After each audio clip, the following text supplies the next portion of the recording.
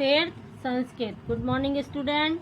अभी अपन ने कौन सा पाठ पढ़ा था? नवमः पाठ श्री रामचरितम। तो अब उसकी अपन अभ्यास कार्य हम करने जा रहे हैं।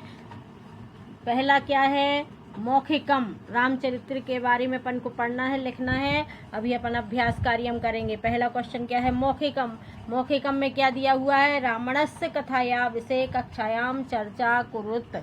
तो ये अपन बाद में क्लास में इसके विषय में अपन बातचीत करेंगे। उसके विचार अपने अपने सभी बच्चे इसके बारे में विचार व्यक्त करेंगे और बताएंगे। फिर दूसरा, श्री राम चरित्र वर्णन कुरुत। श्री राम जी के चरित्र का वर्णन करना है, जीवन के चरित्र का वर्णन करना है। ये मौखिक में 2 क्वेश्चन दिए हुए हैं, ठीक है। अब इसके बाद क्वेश्चन दूसरा है लिखितम। लिखितम का पहला क्वेश्चन क्या है? उचितम उत्तरम चिनुत। जो ये दिए हुए हैं इनमें से, जो ऑप्शंस दिए हुए इनमें से आपको सही उत्तर लिखना है। तो पहला क्या है? का आदि कवि कह। आदि कवि यानी सबसे पहले कवि कौन है? इनमें से कालिदास, बाणभट्ट और वाल्मीकि। तो सबसे पहले कवि कौन है? वाल्मीकि। आदि कवि यानी सबसे पहले कवि। आदि कवि यानी आदि कवि कौन है? वाल्मीकि। आंसर है इसका वाल्मीकि। दूसरा, खा दशरथ से कति भार्या आसन। राजा दशरथ की कितनी पत्नियां थीं? तो एकः त्रयः चत्वारः। तो क्या आंसर है इसका? त्रयः, दूसरा नंबर। राजा दशरथ की 3 पत्नियां थीं। तीसरा, केकय्याः पुत्रः कः। केकई के पुत्र का क्या नाम है? तो यहाँ ऑप्शंस दिए हैं, श्री रामः, भरतः, लक्ष्मणः। तो क्या है? भरतः। केकई के पुत्र का क्या नाम था? भरत। तो यहाँ आंसर आ जाएगा भरतः। उसके बाद चौथा, श्री राम कह अहन। श्री राम ने किसका वध किया? अहन यानी मारा। श्री राम ने किसको मारा? तो रावणम, कंसम और शिशुपालम। इसमें से 3 में से क्या है आंसर? रावणम। श्री राम ने रावण को मारा। श्री राम ने रावण का वध किया। लास्ट है, श्री रामः केन विमानेन अयोध्याम प्रत्यागच्छन। श्री राम जब अयोध्या से वापस लौटे थे तो वह कौन से विमान से अयोध्या वापस गए थे? तो पुष्पक विमानेन, वायुयानेन, रेलयानेन। तो आंसर क्या है? पुष्पक विमानेन। पुष्पक विमान से वह वापस अयोध्या लौट के गए थे। उसके बाद क्वेश्चन नंबर 2, समस्त पदम लिखत। यहाँ पर समास विग्रह किया गया है, वहाँ यहाँ पर पूरा शब्द यहाँ पर बनाना है। जो विग्रह किया, विग्रह मतलब अलग अलग है, तो अलग को पूरापन को यहाँ इकट्ठा करना है, पूरा एक शब्द बनाना है। समस्त पदम लिखत, इनका पूरे शब्दों का एक पद बनाना है। तो महान चा असौ ऋषि है। महान चा असौ ऋषि, कौन से किसको महान कहा जाएगा? जो क्या आएगा यहाँ पर? महर्षि, महर्षि। जो महर्षि को ही महान कहा जाएगा।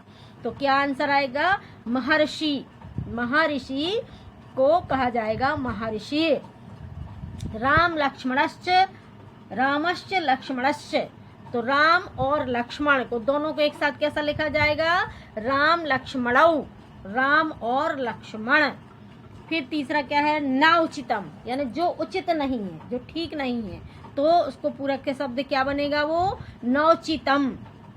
पूरा शब्द यहाँ पर यहाँ विग्रह किया हुआ है, अलग अलग किया हो, तो यहाँ क्या होगा? नौचितम का होगा नौचितम। फिर चौथा, सेतुना बंधनम। तो सेतु बंधनम, सेतु बंधनम यानी पुल बांधना, पुल बनाना। तो यहाँ पर उसका पूरा बन जाएगा सेतु बंधनम। सेतु बंधनम। फिर लास्ट वाला, रामः एव ऐनम यस्मिनत्। रामायण में रामायण किसकी है? रामायणम। पूरा रामायण, राम किस में है? रामायण में है। तो क्या आ जाएगा? रामायण। राम कहाँ? राम किस में है? रामायण में। तो यहाँ आ जाएगा रामायण, ठीक है। उसके बाद क्वेश्चन नंबर 3, तल एवं त्व प्रत्यय योज्यत लिखा। ये शब्द दिए हुए हैं, इसमें तल प्रत्यय और त्व प्रत्यय। प्रत्यय क्या कहलाता है? जो बाद में लगाया जाता है। तो यहाँ पर तल और त्व प्रत्यय का शब्द बनाना है।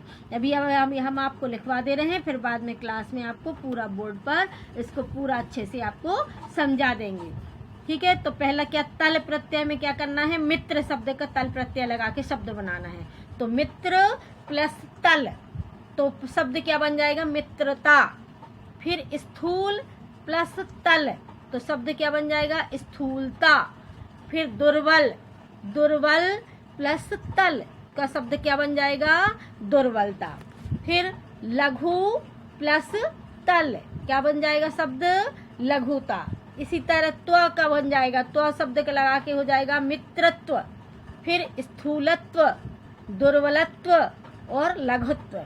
ठीक है, अभी इतना आप एक PDF फाइल में से क्वेश्चन लिखेंगे और जो बाकी रह गए हैं वो हम आपको अगली क्लास में लिखवाएंगे। ठीक है, अभी इतना आप लिखना और याद करना। ठीक है, थैंक यू।